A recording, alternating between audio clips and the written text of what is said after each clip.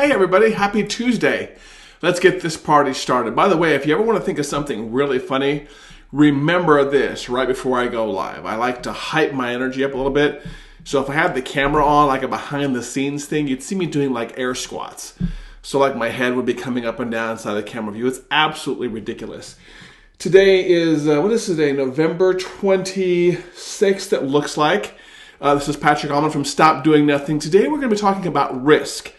I'm going to be covering, what I consider risk in my life, the risks I've taken over the years, but also what risk means to you, what you can start doing to maybe test those waters when it comes to the risk you're willing to take in life, in business, in a variety of things. My goal today is to basically push your risk level a little bit and hopefully put some things in your head to convince you that maybe you want to take a little bit more risk in your life in various areas.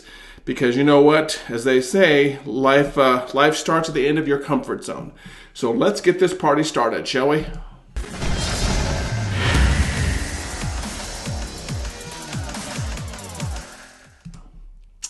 Hey, check it out, my friends. I've got my orange highway construction shirt on today. I've had my coffee. I've got my water right here. I've done my air squats for you. So let's get this party started. My name is Patrick Allman. I run a consulting coaching company here called Stop Doing Nothing, based in the middle city, middle world. There's my Hobbit thing going. Well, that would be Middle Earth. Oklahoma City, Oklahoma. Today is, like I said, Tuesday, November 26th, 2019. And if you see me looking other places on occasion, I'm a big fan of a physical calendar. So when I like to reference months, dates, years, and quarters, I've got a big old calendar over there on the wall. At some point in time, maybe I should put it more in the eye line so I don't have to look away from the camera. But as always, I appreciate you tuning in. Today we're going to be talking about risk. And the first thing I would ask you to do is share this, make a comment as to where you're listening from, and how often you think about risk.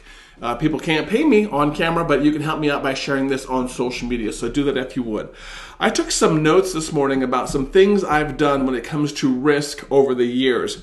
And I've realized that I've kind of taken it for granted, I guess, for lack of a better term, the things I consider risky. Sometimes I'll go out with somebody. People want to pick my brain. For those of you who have been in business for a while, you're all familiar with that. And they often wonder, how can you just do the things you do? And I have to stop for a second and think, because I don't think anything I do is special or magical. But they're like, how can you not get a paycheck with the taxes taken out, automatically direct deposited? How can you wake up in the morning not knowing who you're going to talk to sometimes? How do you have discipline to, get up and get your work done every single day? That seems awfully risky to me. I've heard these things before. People just don't understand it.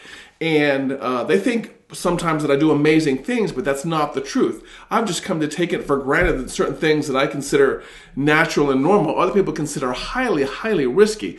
And so I want to kind of teach you today a little bit how I got from these things, be thinking these things for risky, to where they are normal, and some of the things I want you to do to change in your life, possibly if you want to be someone who wants a little bit more thrill, a little bit more excitement, a little bit more risk. And I'm not talking about base jumping or swimming with the sharks. I'm just talking some of the daily, everyday things that I take for granted that I really think if you started pushing your risk level and your comfort zone in some of these things, you would really, really enjoy yourself much, much better. Let me check something really here on the technology side. I think we're doing pretty good. Like I said, as always, if you're watching live and you've tuned in, do me a favor, drop a comment below in the comment box, drop a hello, where you're listening from, what kind of coffee you drink, if you're a tea drinker or a morning milk drinker. I've been spending the past hour or so working on some notes for you when it comes to risk right here. So I've got all my notes here on the trusty iPad, because I'm an Apple fanboy and I drank that Apple Kool-Aid. Okay, 3 things here I want to talk about. Number 1 is, what is your comfort level when it comes to certain kinds of risk? Whether or not some of the risky things you do out there are even worth it. All of us have things that we're willing to risk on. Some of you are willing to risk a new wild, crazy recipe in the kitchen. Some of you are willing to risk getting up on stage and speaking. Some of you are willing to risk jumping out of an airplane. Everyone has their different comfort levels there.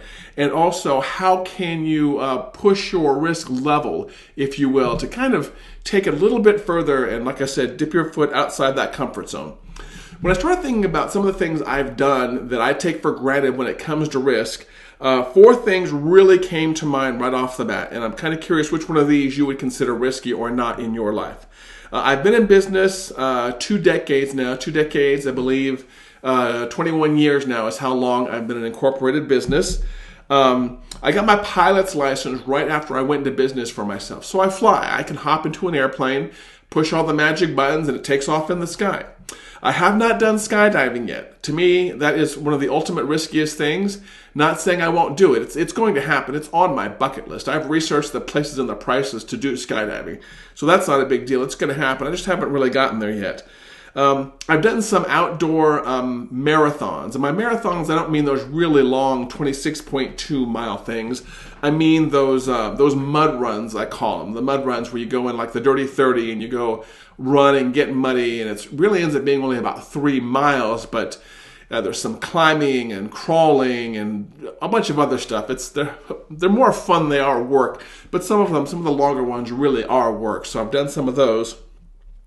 And one of the riskiest things out there in the world, and this has been proven time and time again by polls from people, is public speaking.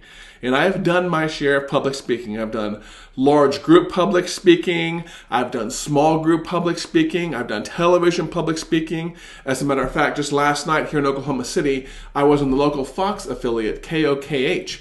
And you think that, you feel nervous speaking to a large group of people, but it's actually kind of different. You're in a small room with a cameraman and a reporter. And I'm sure it goes out to thousands of people in Oklahoma City, but in reality, I'm only speaking to 3 people in the room. So that to me really feels like one of the least riskiest things out there. So those are things I've done out there that when my risk level now, I kind of take it for granted. I take it for granted that I can get up on stage and speak. But I realize for some of my friends out there, some of my family, and some of the people that happen to follow me on social media, that's an absolutely terrifying thing.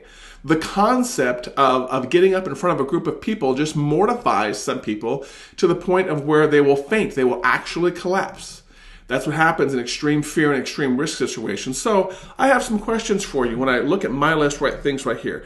Would you do some of the following things? If you were walking down the street and a reporter walked up to you and shoved a microphone in your face and said, "Hey, you're live on TV. I have a question about the current political situation, yada, yada, yada." Would you be able to, would you shy away from it, or would you take the microphone and speak? There's one for you right there.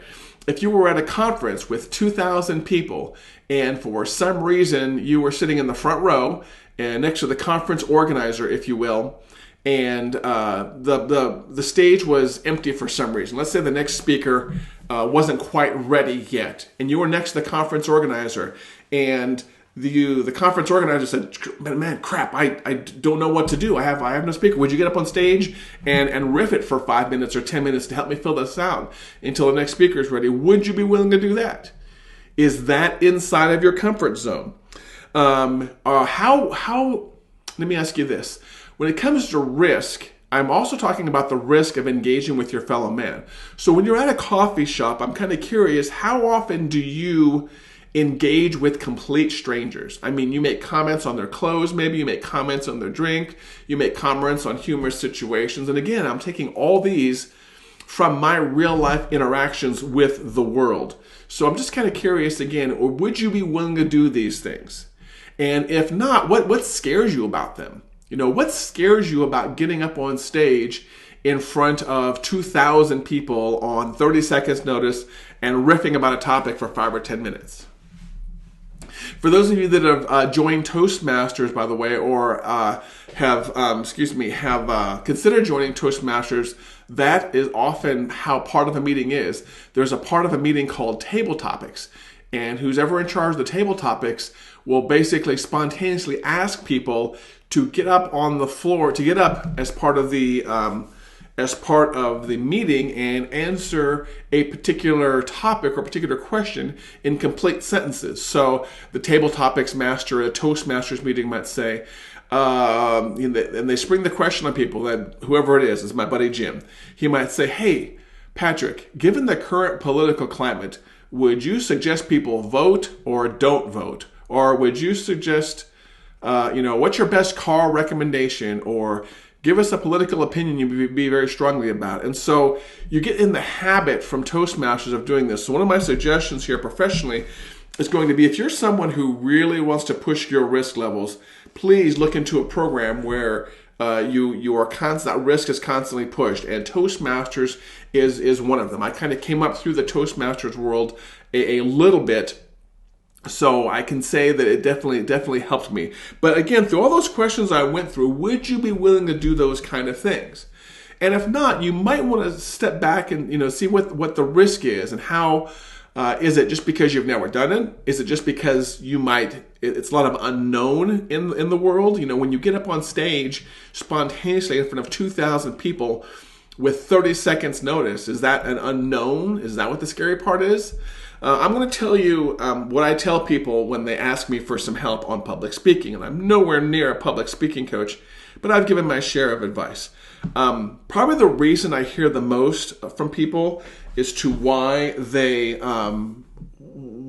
don't like public speaking.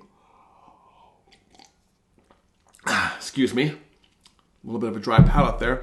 One of the reasons I hear the most is they are afraid they are going to look like a fool.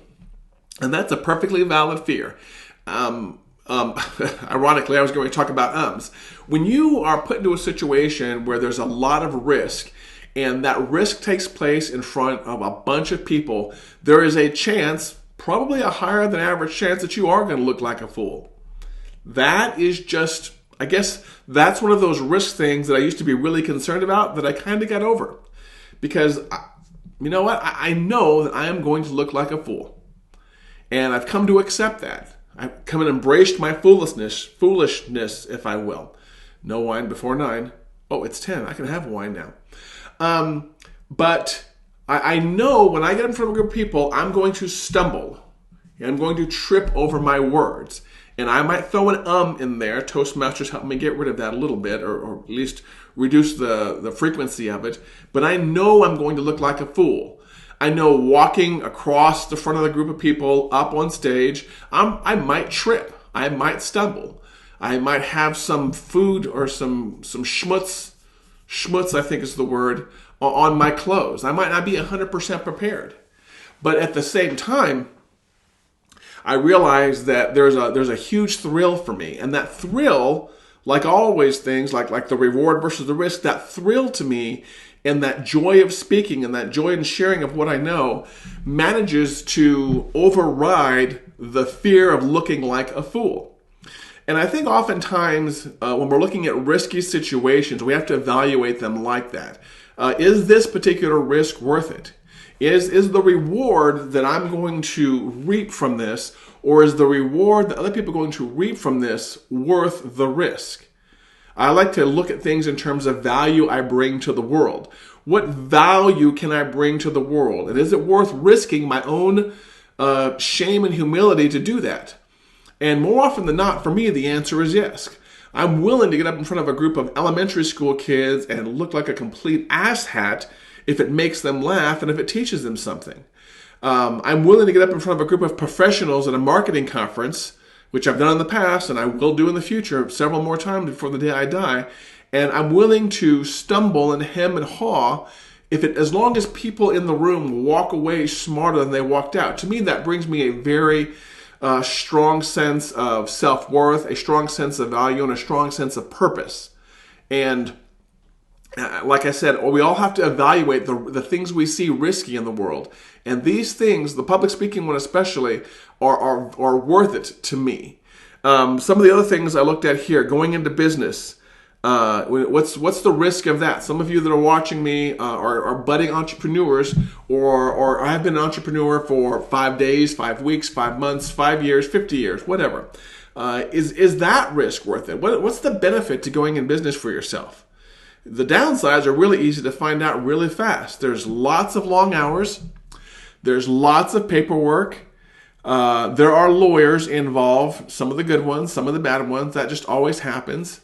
Sometimes you don't make as much money. That's definitely a true thing. There's plenty of times when you don't make as much money, depending on what you're doing, working for yourself versus working for, somebody else. That's 100% possibility out there. But the reward out for that is absolutely amazing. And the reward isn't for everybody. And sometimes you can you can basically get the rewards in an existing position. To me, in the middle of my entrepreneur journey, I did take a break and I did go back and work 8 to 5 for a little bit for a company in Southern California. And then I worked for a local company in the middle of my entrepreneurial journey where basically I had to go into an office again, and do the whole 8 to 5 thing. And one of the things I noticed right away is that I personally felt, based on my dipping my toe in the freedom before, I felt very caged. I felt very complete lack of freedom. It was to me, it was almost a fearful thing. It was almost, I was scared, the fact that I had to sit in some place. I couldn't think what I wanted to think. I couldn't say what I wanted to say. I couldn't get up and walk out of the building for 2 hours and walk back in if I wanted to. I was expected to be someplace. And again, that's just my particular fear and my particular risk versus reward thing. I'm willing to risk, losing everything to run a business on my own, or have a team, have a small team that works with me and run that kind of business versus, doing the whole 8 to 5 thing. And again, I'm not pushing my views on you. I'm not pushing my views on everyone. I'm just trying to show you that when you look at these risks in the world, you have to balance them with the possible rewards. Why did I go, okay, look, I'm looking through the other risk versus reward things. One of the other ones I had listed here that I've done in the past is after I went into business at the end of 98, in the beginning of 1999, I started working on my pilot's license. For those of you that are pilots, you can look it up. I fly out of the airport, KPWA, Wiley Post Airport in Oklahoma City. That's where I started my pilot training, and that's still my main airport. There's another airport, Sundance, pretty close to here, that I also fly out of. But why would you risk that, Patrick? People, I've had some pilot conversations in the past with non-pilot friends, and they're like, that seems awfully dangerous. I mean, can't the airplane break? I mean, what happens when you get 2, 3, 5,000 feet up in the air and something breaks? Yes, it's risky. It's risky, but did you know that flying for me has been a dream ever since I was a kid? Every place I've gone in my life, flying has always been had a high level of interest for me, to the point where when I lived in Washington State once, I lived in a little city called Ocean Shores, and at Ocean Shores, we had an apartment that was really weird. The apartment was right by the airport, as in almost on the same piece of property. I could walk out my front door, walk across maybe a road, a gravel road, which I didn't know at the time was a taxiway, walk across a taxiway that was maybe 40 or 50 feet wide, and I'm on the airport. And I think that's where my love of airplanes really blossomed, is I basically lived on an airport. And at that time, I started getting some very basic flying lessons, learning the concepts, and from there, it only got better. I only got more addicted to it. So when I finally had some decent revenue in my business in 1999, and the opportunity came up, that's when I started my flying lessons. That was a lifelong dream. And you know what? Yes, it is risky. There are plenty of things that can go wrong on a small airplane, and trust me, there are plenty of things that can go wrong in a big airplane. However, I try to stay proficient in my training to make sure that those things do not go wrong, or that I reduce the risk of things. What you don't realize about flying is that there are so many redundancies built in. In the engine, there are redundancies. On the body of the airplane, there are redundancies. In the instruments, there are redundancies. All the things out there we're taught in aviation, there are just redundancies. And your job is to make sure that you stay one step ahead of the airplane and make sure you take advantage and you mitigate your risk at every possible step. Like all things in aviation, a lot of the risk aversion comes from planning. So you have to go out there and you have to plan everything you do. And we're always taught we're always taught to stay one step ahead of the airplane. That's what really averts your risk right there. And then if worse comes to worse, if you're 5,000 feet in the air, here's something people don't know oftentimes. If you're 5,000 feet in the air and the engine quits, just stops. The big propeller just stops. Guess what happens? The plane keeps flying. That's the beauty of understanding the physics of flying, is that the airplane keeps flying. Your job now is to find a straight, clean, relatively flat surface. In Oklahoma, it could be some farmland. And goodness gracious, hope I'm still streaming because everything just went sour here. And put the airplane down. It's a pretty easy thing. And we practice it all the time. So I'm not terribly afraid of even, the airplane engine quitting. That risk out there, I know how to land an airplane if the engine quits. And so I may get banged up a little bit. I'm not particularly worried about that. Airplanes can get banged up. But as long as I walk away from it, what there's a pretty good chance of me doing with my training, I'm okay with that. And so again, we practice that. So again, all these things out here have risk versus rewards. So what can you start doing to basically expand your risk level, if you will? I'm going to give you a few things here. Please do me a favor and try one of them before the year 2019 is done. I've talked about Toastmasters for a little bit. I like Toastmasters for a couple of reasons. Public speaking, it works on that fear. Spontaneous off-the-cuff speaking, it works on that fear. And meeting strangers. So that one kind of knocks out 2 or 3 things all at once. Cannot advocate joining Toastmasters enough if you want to get into public speaking, or even if you just really want to push your risk level at all. Making new friends, and Toastmasters is part of that. And I actually have a third item here called talking to more strangers. I have no problem in the world talking to strangers. And people have pointed that out about me, is that I can walk up into a Starbucks and in line, I can make 2 or 3 friends and we can be chatting about life or business before the day is over. And this has just become a habit because I always like to be expanding my network. I want to meet more people. I want to expand, my relationships. I want to expand my business. And it also helps me just understand a more diverse part of the world and kind of helps me be more of a well-rounded person as long as I talk to more people and learn more from people. So it's very easy for me to work on conversation openers, or make a comment about someone's cool clothes or about their drink or about something they buy. Sometimes you get people that look at you weird. There are some people that aren't open to weird strangers like me, 6'2" tall black guys with fluorescent orange shirts on, making comments about their caramel macchiato. You know what? Those aren't my people. That's a whole other thing we're going to talk about someday. Who are your people and who aren't your people?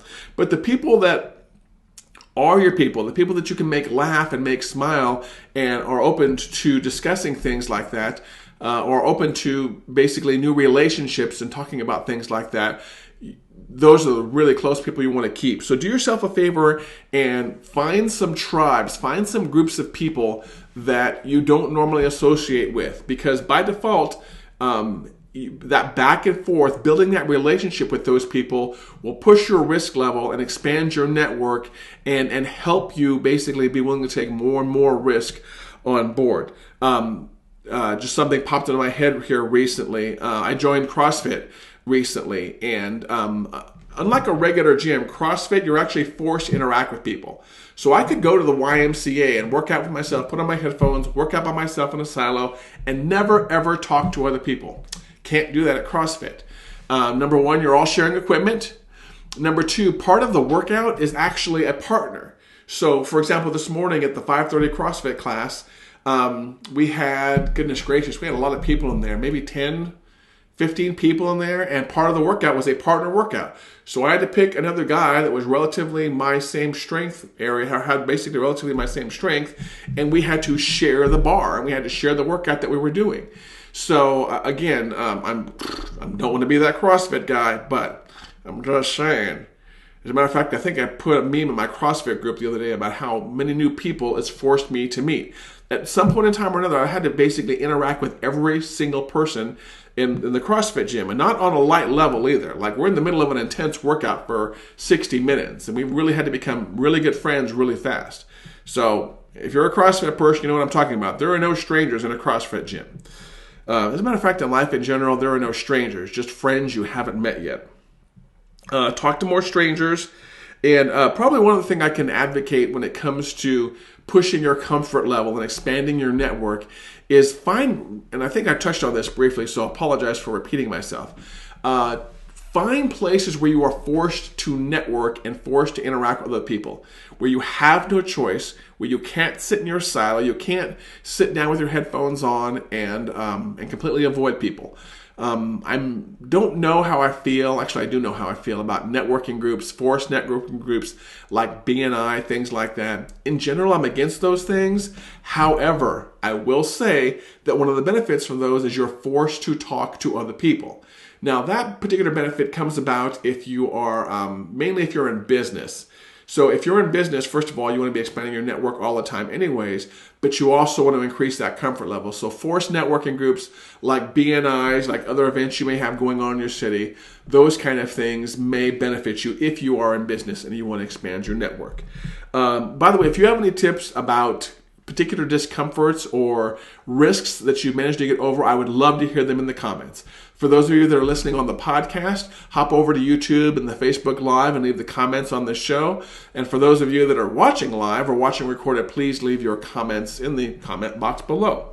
So again, we've talked about risk here for about, oh goodness gracious, 26, 27 minutes. Hopefully I've convinced you that there are some things you can do to expand your network, to increase your risk comfort level. If this is something you would like possibly some coaching on or some training on, do me a favor, reach out to me in the comments below or message me privately on Facebook or on YouTube or at the website stopdoingnothing.com. I'll also throw the phone number here up on the screen real quick. You can always text our office or call our office there at 405-217-4752. Say, hey, I want to talk to Patrick about some coaching to make me a better person or help me run a better business. And they'll get you in touch with me or someone on our team, and we will make your life much, much better. That's what we are at the end of the game, is I'm going to take the 20, 30, 40 years I have of life experience, and particularly the 2 decades of business experience, and I will make you a better person. So, phone number's right there on the screen. As always, do us a favor. If this was useful on YouTube, go over and subscribe and rate the podcast over on iTunes.